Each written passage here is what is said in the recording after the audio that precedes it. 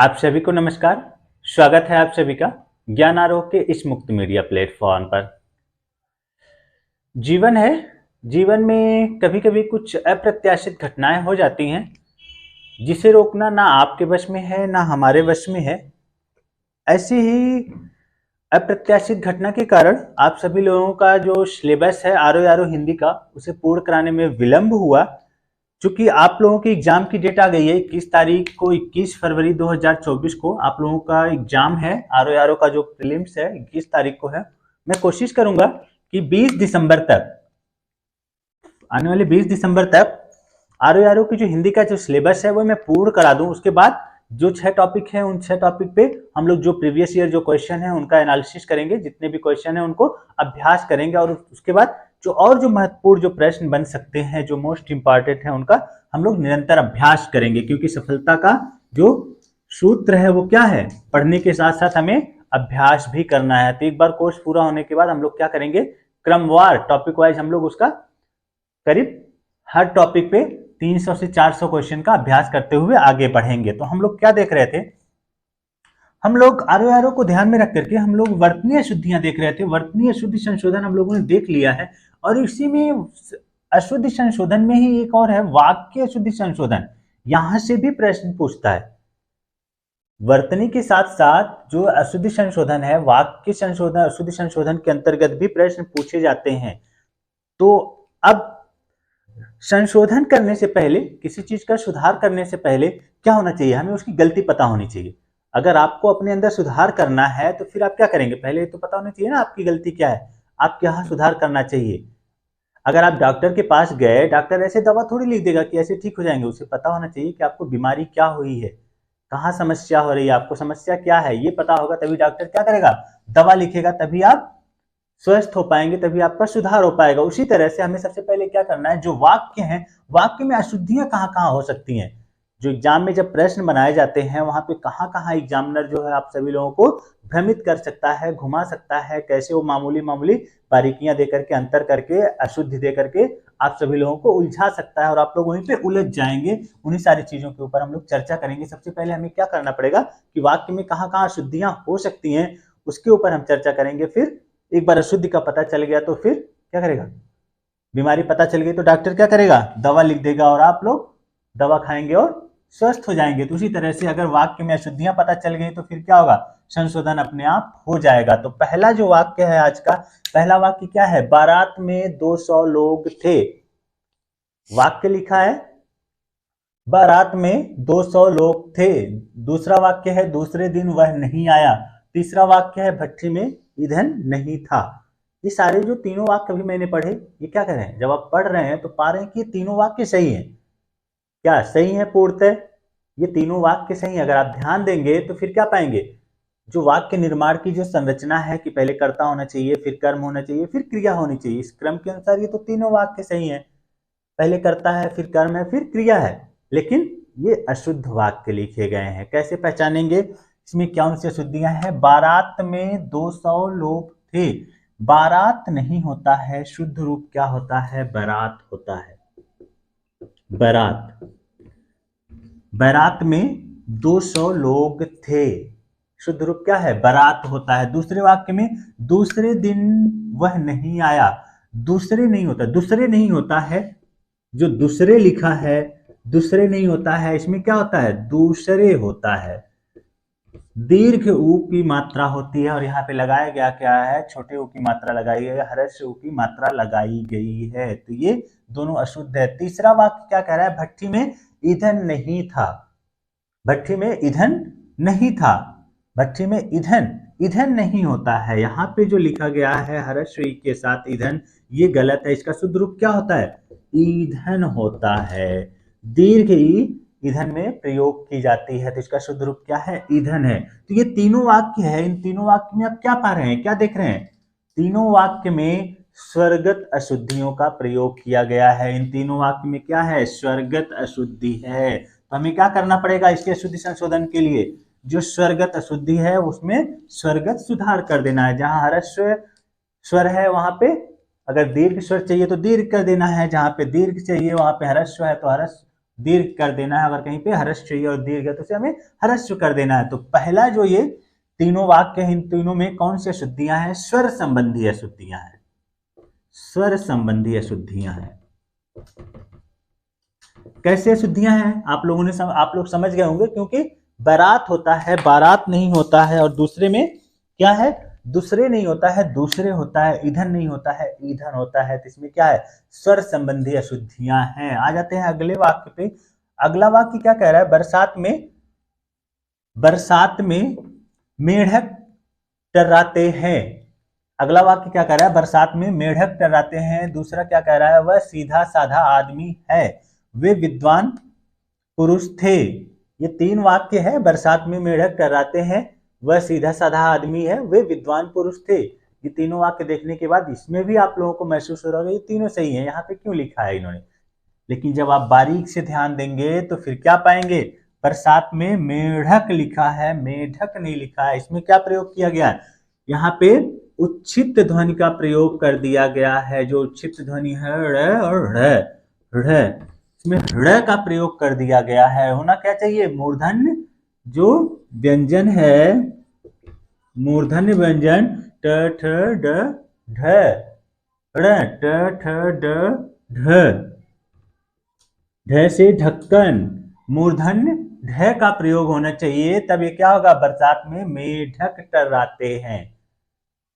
गलती कहाँ है इस वाक्य में? गलती यहाँ पे है कि यहाँ पे मूर्धन्य जो व्यंजन है ढ की जगह उच्छित ढ़ का प्रयोग कर दिया गया है। तो इसलिए इस वाक्य में व्यंजनगत अशुद्धियां हैं। अगले वाक्य में आएंगे वह सीधा साधा आदमी है। ये वाक्य तो पूर्णतः सही है, क्योंकि आप लोग आम बोलचाल में हम लोग क्या करते हैं? वह आदमी बहुत सीधा साधा है, वह व्यक्ति बहुत सीधा साधा है, वो लड़का क्लास में बहुत सीधा साधा है, कुछ बोलता नहीं है, यही करते हैं। लेकिन यहाँ पे भी क्या है? व्यंजनगत अशुद्धियां हैं। क्यों? क्योंकि वह आदमी सीधा साधा नहीं होता है। वहां पे क्या होता है? सीधा सादा इसका शुद्ध रूप होता है कि आदमी क्या है? सीधा सादा है। यहाँ पे मेढक नहीं होगा, यहाँ पे ईंधन हो जाता है, यहाँ पे बड़ा ओके हो जाएगा, ये ह्रस्व हो जाएगा, बारात हो जाएगा। तीसरा देख लेते हैं। वे विद्वान पुरुष थे, वे विद्वान पुरुष थे। इसमें भी क्या हुआ है? यहाँ पे भी व्यंजनगत अशुद्धियां हैं। अंत में क्या होता है? ये हलंत वाला न होता है, विद्वान ये वाला जो रूप होता है। जब हम लोग पढ़ रहे थे वर्तनीय अशुद्धि में, वहां हम लोगों ने देखा था कि ये वाला विद्वान रूप गलत है, शुद्ध रूप क्या होता है? विद्वान, इसका हलंत वाला रूप सही होता है। तो यहाँ पे हलंत नहीं लगा है, तो इसमें भी क्या है? व्यंजनगत अशुद्धियां हैं, व्यंजन संबंधी अशुद्धि है। तो दो तरह की शुद्धियां हम लोगों ने देखी। पहला क्या? पहले जहां इसी तरह से वाक्य देगा, सब कुछ सही रहेगा, उसमें क्या हो जाएगा? स्वरगत अशुद्धि दे देगा। उसके बाद दूसरा हम लोगों ने देखा व्यंजनगत अशुद्धि, व्यंजन संबंधी अशुद्धि।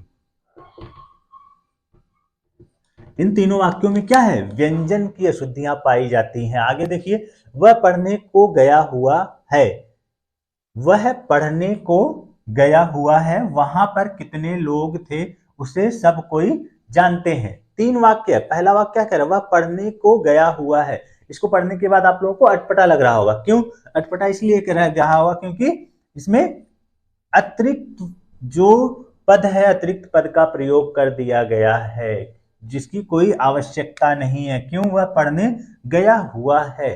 पूरा वाक्य क्या हो रहा है? अर्थपूर्ण हो जा रहा है। वह पढ़ने गया हुआ है, इसी से को लगाने की आवश्यकता ही नहीं है। सीधे सीधे आप पढ़ रहे हैं कि वह पढ़ने गया हुआ है, तो फिर जो पूरा वाक्य का जो अर्थ बोध है वो ग्रहण कर पा रहे हैं। तो इसमें क्या हुआ है कि जो को है इसका अनावश्यक प्रयोग हुआ है। तो अनावश्यक पद का प्रयोग संबंधी, अनावश्यक पद संबंधी। इसमें क्या होता है कि वाक्य में कोई वाक्य रहता है, उस वाक्य में क्या होता है? अनावश्यक पद का प्रयोग कर दिया जाता है। तो इसमें भी क्या किया गया? वह पढ़ने को गया है, तो को जो अनावश्यक पद का प्रयोग कर दिया गया है। तो यहाँ पे आ जाते हैं, वहां पर कितने लोग थे। ये तो पूर्णतः शुद्ध है, क्योंकि हम लोग बोलचाल में क्या बोलते हैं? वहां पर कुल कितने लोग हैं, इसी का प्रयोग करते हैं। लेकिन जब हम ग्रामर में देखेंगे, हिंदी व्याकरण में देखेंगे, तो यहाँ पे भी क्या होगा? अनावश्यक पद संबंधी दोष है। क्यों? वहां कितने लोग थे, जब वहां कितने लोग थे, इसी से ही इस वाक्य के जो अर्थ है वो पूर्णतः ग्रहण हो जा रहे हैं, वाक्य की पूर्ति हो जा रही है। तो यहाँ पे पर लगाने की कोई आवश्यकता नहीं है। तो इस वाक्य में भी क्या है? अनावश्यक पद संबंधी दोष है। तीसरा देख लेते हैं, उसे सब कोई जानते हैं। ये भी लग रहा होगा कि सही है, उसे सब कोई जानते हैं, आम बोलचाल में हमेशा प्रयोग करते हैं, उसे तो सब कोई जानता है। लेकिन दोष कहाँ है? इसमें भी अनावश्यक पद संबंधी दोष है, सब जानते हैं। जब सब जानते ही हैं तो इसमें कोई कहां से आ गया? तो ये कोई तो फिर क्या है? अनावश्यक रूप से इसको यहाँ पे प्रयोग कर दिया गया है, जिसकी कोई आवश्यकता ही नहीं है। क्यों? उसे सब जानते हैं। जब सब जानते हैं तो कोई का कोई औचित्य ही नहीं है, उसे सब कोई जानते हैं। तो ये कोई क्या हुआ? अनावश्यक पद संबंधी अतिरिक्त इसमें पद प्रयोग कर दिया गया है। तो यहाँ पे अनावश्यक पद संबंधी दोष है। आगे देख लेते हैं, उसने बहुत सुंदर चित्र की रचना की, आपसे मिलने की बेचैनी है, अमन अपना 25वां जन्मदिन मना रहा है। ये जो वाक्य है आप देख रहे हैं कि उसने बहुत सुंदर चित्र की रचना की। आपको लग रहा होगा कि ये वाक्य तो पूरी तरह से सही लिखा गया है, लेकिन होता क्या है कि कुछ संज्ञा जो होते हैं, कुछ संज्ञा पद होते हैं, कुछ संज्ञा पद ऐसे होते हैं जिनके साथ क्या होना चाहिए? कुछ विशेष क्रियापद या सहपदों का ही प्रयोग होता है। कुछ ऐसे संज्ञा पद होते हैं जिनके साथ क्या होता है? विशेष क्रिया जो पद होंगे उन्हीं विशेष क्रियापद का ही प्रयोग होगा, और फिर या तो विशेष सहपदों का ही प्रयोग होगा।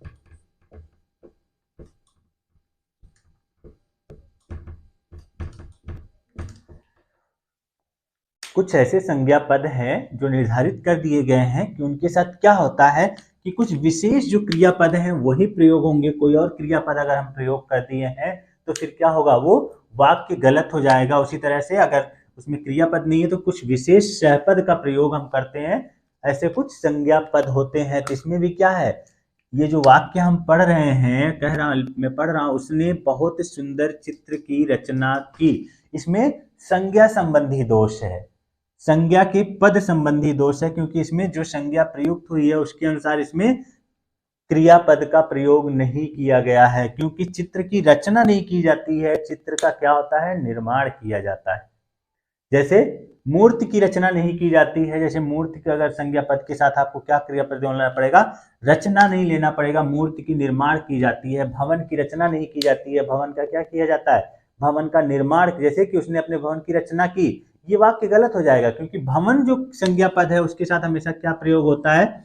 निर्माण क्रियापद, निर्माण सहपद का प्रयोग होता है। तो उसने अपने भवन का निर्माण किया, ये वाक्य शुद्ध होगा, न कि उसने अपने भवन की रचना की, ये वाक्य शुद्ध होगा। उसी तरह से जैसे यहाँ पे लिखा है, उसने बहुत सुंदर चित्र की रचना की, तो चित्र की रचना नहीं की जाती है, चित्र का क्या होता है? निर्माण किया जाता है। तो इसका शुद्ध रूप क्या होगा? उसने बहुत सुंदर चित्र का निर्माण किया।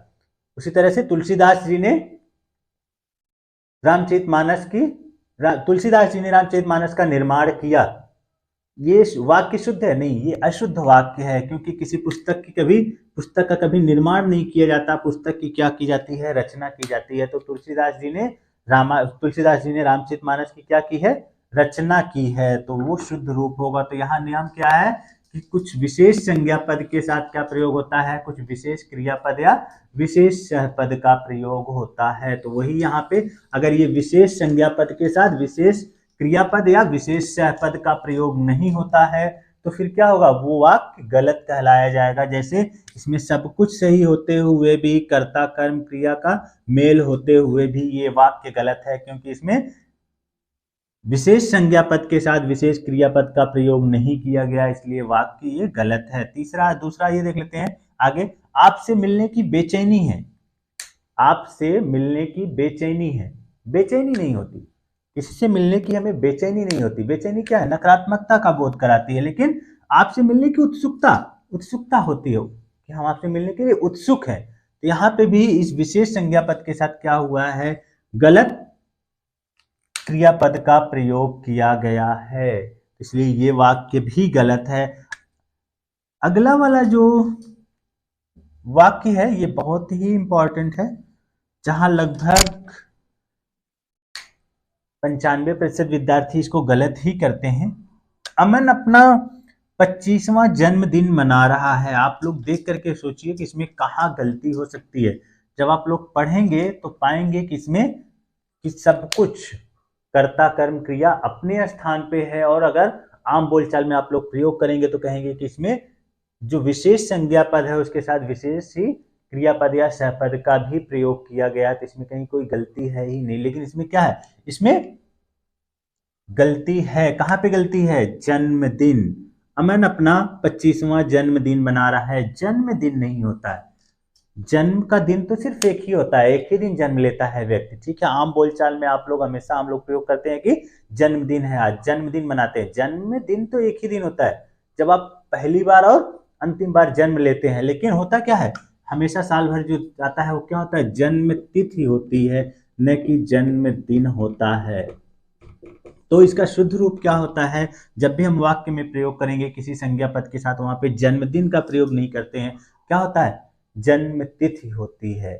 जन्मदिन अशुद्ध होता है, तो इसमें क्या है, विशेष संज्ञा पद के साथ विशेष सहपद का प्रयोग नहीं किया गया है, इसलिए ये वाक्य गलत है। हाँ, आज उसका जन्म हुआ, उस दिन हम कह सकते हैं कि आज इसका जन्मदिन है। जिस दिन उसका जन्म हुआ है, आज के दिन आज ही हुआ है। आज किसी बच्चे का अगर जन्म हुआ तो आज हम कहेंगे आज इसका जन्मदिन है। लेकिन अगले साल जब हम इसका जन्मदिन मनाएंगे तो वहां पे जन्मदिन सहपद का प्रयोग नहीं करेंगे, हम क्या करेंगे, वहां पे जन्म तिथि का प्रयोग करेंगे शुद्ध, क्योंकि वो एक तिथि बन जाती है। दिन तो एक ही दिन होता है, उसके बाद उस तिथि को हम मनाते हैं। जैसे किसी का 15 को हुआ है तो फिर अगले साल वो 15 को तिथि होगी, ना कि उसी 15 को फिर से जन्म, दोबारा तिबारा हर बार थोड़ी जन्म लेगा कोई एक इंसान। तो इसमें क्या है, संज्ञा पद संबंधी दोष है। आगे आ जाते हैं, मुझसे कुछ मत पूछो, मुझसे कुछ मत न पूछो। वाक्य है, मुझसे कुछ मत न पूछो। उसने कहा मैं 4 भाई हूं, भाई छूट गया, यहां पे लिख लीजिए। उसने कहा कि मैं 4 भाई हूं। क्या देख रहे हैं, मुझसे कुछ मत पूछो। अगला वाला हम लोगों ने देखा क्या, संज्ञा पद संबंधी दोष।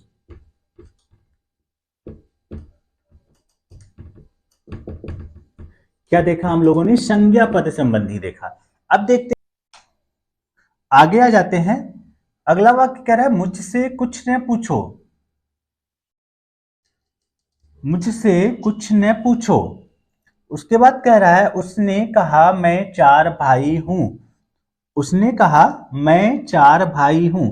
ये वाक्य है, आप लोगों को लग रहा है कि ये दोनों वाक्य क्या हैं, सही है। लेकिन गलती कहां है, आप लोग पाते हैं कि जब हम लोग जो विभक्त चिन्ह होते हैं, जो कारक जो चिन्ह है, जब उन कारक चिन्हों का हम लोग संज्ञा के साथ प्रयोग करते हैं तो हम कैसे लिखते हैं, हम लोग जब संज्ञा के साथ जो विभक्ति जो चिन्ह है, जो कारक के जो चिन्ह है, उनको जब हम प्रयोग करते हैं तो हम लोग क्या करते हैं, पृथक करके लिखते हैं, अलग अलग लिखते हैं। पंकज ने खाना खाया। क्या लिखा, यहां पे लिखा मैंने पंकज ने खाना खाया। यहां पे जो कारक चिन्ह है ने, उसको हमने क्या किया है, जो पंकज संज्ञा पद है इससे अलग लिखा है। लेकिन यहीं पे मैं लिख रहा हूं मैंने खाना खाया। अगला पद लिख रहा हूं, अगला वाक्य लिख रहा हूं, उसने खाना खाया। क्या देख रहे हैं, पहले में क्या है, पहले में संज्ञा का प्रयोग किया गया है और दूसरे वाक्य और तीसरे वाक्य में सर्वनाम का प्रयोग किया गया है। जब संज्ञा के साथ हम लोग कारक चिन्ह का प्रयोग कर रहे हैं या विभक्ति चिन्ह का प्रयोग कर रहे हैं तो वो पृथक पृथक करके लिख रहे हैं, अलग करके लिख रहे हैं। लेकिन जब सर्वनाम के साथ उसे हमें प्रयोग करना है तो हम लोग क्या कर रहे हैं, उसे सर्वनाम के साथ जोड़ के लिख रहे हैं, मैंने उसने। यही इसका नियम है कि जब भी वाक्य हो, जब हम कोई वाक्य बना रहे हैं तो वाक्य में हमें क्या करना है, जो प्रयोग करना है वो कैसे करना है, संज्ञा के साथ अलग अलग लिखना है। लेकिन सर्वनाम के साथ हमें क्या करना है, एक साथ जोड़ के लिखना है। अगर जोड़ के नहीं लिखते हैं तो फिर क्या होगा, आपका उत्तर गलत हो जाएगा। इसलिए नियम क्या है कि सर्वनाम के साथ हम लोग, अगला जो इसमें नियम क्या है, सर्वनाम के साथ हम क्या करेंगे, जो विभक्त चिन्ह है, जो कारक चिन्ह है, उसका हम लोग जोड़ के लिखेंगे। तो अगला जो दोष है वो क्या है, सर्वनाम संबंधी दोष।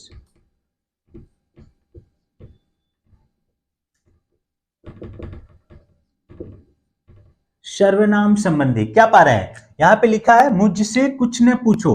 मुझसे, यहां पे मुझ क्या है, सर्वनाम है और से कारक चिन्ह है, तो इसको अलग अलग करके लिखा गया है। तो इसलिए ये वाक्य क्या है, गलत लिखा गया है। इसका शुद्ध रूप क्या होगा, मुझसे सर्वनाम और कारक चिन्ह को एक साथ लिखा जाएगा तो ये वाक्य शुद्ध हो जाएगा। उसने कहा मैं 4 भाई हूं, इसमें क्या है, उसने, उस क्या है, सर्वनाम है, ने कारक चिन्ह है, इसको भी अलग करके लिखा गया है। हम लोगों ने नियम क्या देखा, सर्वनाम के साथ कारक चिन्ह हमेशा या विभक्त चिन्ह क्या होंगे, जोड़ के लिखे जाएंगे। तो उसने कहा मैं 4 भाई हूं, तो उसने को हमें जोड़ के लिखना पड़ेगा, उसने कारक चिन्ह को भी। और मैं नहीं होता है, उसने कहा मैं 4 भाई हूं, यहाँ पे भी सर्वनाम का गलत प्रयोग किया गया है। यहाँ पे मैं की जगह क्या होना चाहिए, हम सर्वनाम होना चाहिए, क्योंकि वहां पे चारों की बात की जा रही है। तो वहां पे मैं व्यक्तिवाचक ना होकर के क्या होगा, मैं होगा कि उसने कहा हम 4 भाई हैं, तो ये इसका शुद्ध रूप होगा। तो इन दोनों वाक्यों में कौन सा दोष है, सर्वनाम संबंधी दोष है।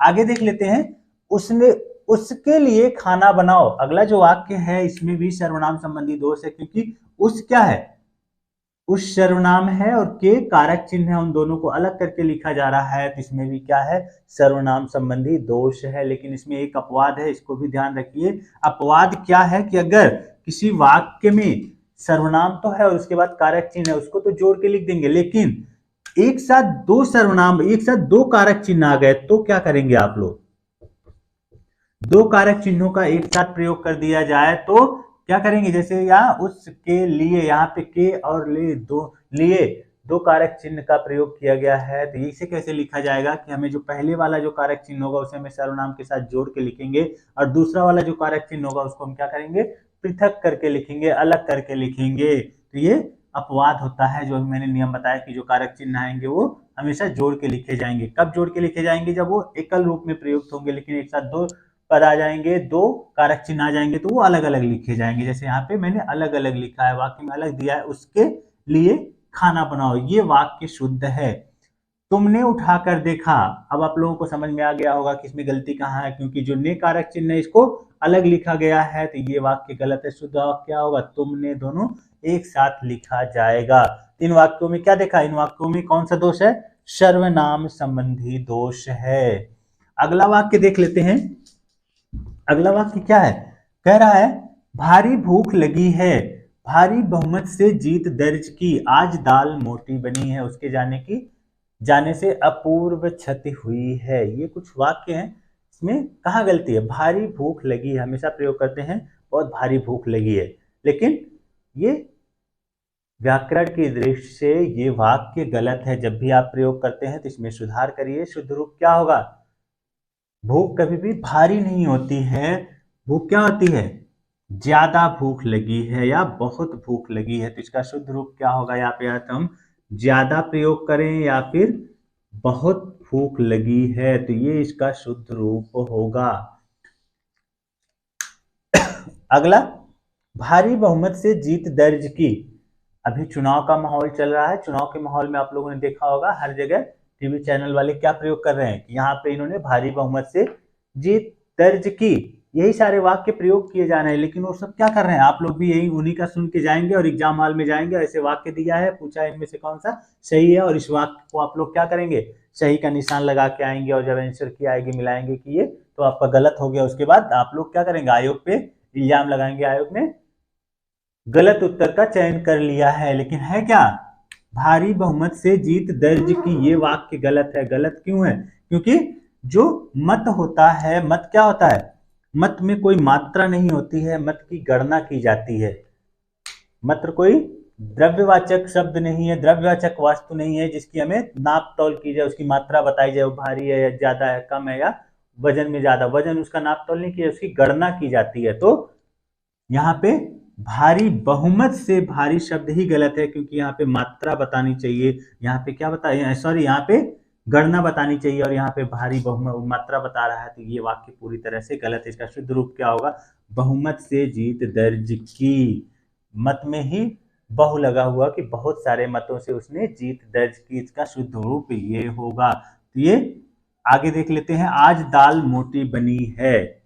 दाल मोटी नहीं होती है, पतली या गाढ़ी बनती है। तो आज दाल क्या बनी है? गाढ़ी बनी है। आज दाल कैसी बनी है? गाढ़ी बनी है। ये मोटी, इसमें क्या है? ये वाक्य गलत लिखा गया है। इसकी जगह क्या होनी चाहिए? आज दाल गाढ़ी बनी है। इसमें कौन सा दोष है? इसमें विशेषण संबंधी दोष है। गलत विशेषण का प्रयोग किया जा रहा है। दाल के साथ क्या होता है? मोटी नहीं होती, दाल के साथ गाढ़ा विशेषण होता है। इसमें विशेषण संबंधी दोष है। विशेषण संबंधी दोष है। इसमें कौन सा है? विशेषण संबंधी दोष इसमें है। इसमें भी भारी बहुमत से भी क्या है? विशेषण संबंधी दोष है। क्योंकि भारी जो मत है वो क्या है? उसकी गणना की जाती है, नाप तौल नहीं की जाती, मात्रा नहीं बताई जाती। भूख की भी भूख की मात्रा बताई जाती है, उसे तौला नहीं जाता है, उसे नापा नहीं जाता कि भारी भूख लगी है। भारी भूख नहीं होती। इसके साथ गलत विशेषण का प्रयोग किया गया है। इसके साथ क्या होना चाहिए?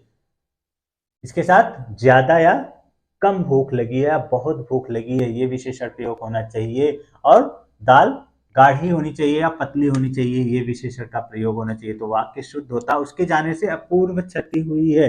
इसमें भी गलत विशेषण का प्रयोग होता है। किसी के जाने के बाद उसकी अपूर्व क्षति नहीं होती, क्योंकि अपूर्व क्या है? ये सकारात्मक शब्द के साथ प्रयोग होता है। कहीं पे सकारात्मकता होती है, उसके जाने के बाद क्या है? चले जाना क्या है? एक नकारात्मक, कोई हमसे दूर चला गया। तो यहाँ पे क्या हुआ? अपूर्णनीय।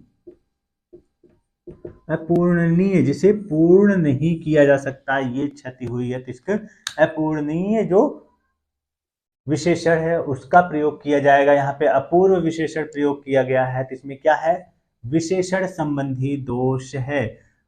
उसे प्रश्न पूछना चाहिए। अगला जो वाक्य है ये कह रहा है उसे प्रश्न पूछना चाहिए। ये वाक्य सही है। आप लोगों के दृष्टिकोण से जो ये वाक्य लिखा गया है, उसे प्रश्न पूछना चाहिए, ये पूर्णतः सही है। लेकिन व्याकरण की दृष्टि से ये प्रश्न क्या है? गलत है। क्यों गलत है? क्योंकि इसमें क्रियापद संबंधी दोष है। क्रियापद संबंधी दोष है। क्या है? इसमें क्रियापद संबंधी दोष है। क्यों? क्योंकि उसे प्रश्न पूछना चाहिए। हमेशा आम बोलचाल में प्रयोग करते हैं कि प्रश्न पूछना चाहिए, पूछना चाहिए, लेकिन प्रश्न पूछा नहीं जाता, प्रश्न किया जाता है। तो पूछने क्रिया की जगह क्या होना चाहिए? प्रश्न। उसे प्रश्न करना चाहिए। उसे प्रश्न करना चाहिए, पूछना नहीं होना चाहिए। उसे क्या होना चाहिए? प्रश्न करना चाहिए। तो यहाँ पे गलत क्रियापद का प्रयोग हुआ, इसलिए वाक्य गलत था। अभी ये वाक्य क्या है? शुद्ध हो गया। उसे दिल का दौरा आता है। दौरा आता नहीं है, पड़ता है। तो उसे दिल का दौरा पड़ता है। तो यहाँ पे गलत क्रियापद का प्रयोग हुआ है। तो इसलिए ये भी वाक्य यहाँ पे क्या होना चाहिए? दिल का दौरा पड़ता है। राम को देखते ही रो आया। इसमें भी गलत क्रियापद का प्रयोग हुआ है। क्यों? क्योंकि राम को देखते ही रो पड़ा। आया क्रिया नहीं प्रयोग होनी चाहिए। यहाँ पे क्या होना चाहिए? रो पड़ा होना चाहिए। तो इसलिए ये भी वाक्य में क्या है? क्रियापद संबंधी दोष है। प्रेम करना तलवार की नोक पर चलना है। इसमें भी क्या है? प्रेम करना तलवार की नोक पर चलना है। इसमें भी विशेष संज्ञा पद के साथ विशेष पद का प्रयोग नहीं किया गया, क्योंकि तलवार की नोक महत्वपूर्ण नहीं होती। तलवार अपनी धार के लिए पहचानी जाती है। तो प्रेम करना तलवार की धार पर चलना है। तो इसका शुद्ध रूप होगा हमने खाना खा ली। हमने खाना खा ली। इसमें भी क्या है? हमने खाना खा ली। यहाँ पे भी सर्वनाम संबंधी दोष है, क्योंकि हमने अलग है। अगर हम इसे एक साथ कर देंगे हमने, तो फिर ये वाक्य सही हो जाएगा। तो ये रहे आज के कुछ जो प्रमुख, जहां से वाक्य में कहाँ कहाँ अशुद्धियां हो सकती हैं, कहाँ कहाँ आप लोग गलती करते हैं, नहीं पहचान पाते हैं वाक्य में। जब कोई वाक्य आएगा तो आप लोग सबसे पहले क्या करेंगे? ये जो कुछ की पॉइंट है, स्वर संबंधी, व्यंजन संबंधी, अनावश्यक पद संबंधी, संज्ञा पद संबंधी, या फिर विशेषण संबंधी या क्रियापद संबंधी, इनका ध्यान रख के उस वाक्य का मूल्यांकन करेंगे। तो वाक्य आपके सही है कि गलत है, एग्जाम में जो पूछा जाएगा आप लोग सही उत्तर दे पाएंगे। आगे और कुछ जो इससे संबंधित जो है कुछ और वाक्य शुद्धियां हैं जहाँ पे आप लोग बहुत गलतियां कर देते हैं, बहुत बारीक गलती होती है, वो पूछा जाता है और वहाँ पे हम लोग हड़बड़ी में या फिर अज्ञानतावश हम उसे गलत करके आ जाते हैं। उसके ऊपर भी हम चर्चा करेंगे हम लोग। आज के लिए बस इतना ही। जुड़े रहिए, हंसते रहिए, मुस्कुराते रहिए, पढ़ते रहिए, लिखते रहिए। कल एक नई वीडियो के साथ, नई जानकारी के साथ मैं पुनः आप सभी लोगों से रूबरू होऊंगा। तब तक के लिए बहुत बहुत आभार आप सभी लोगों का।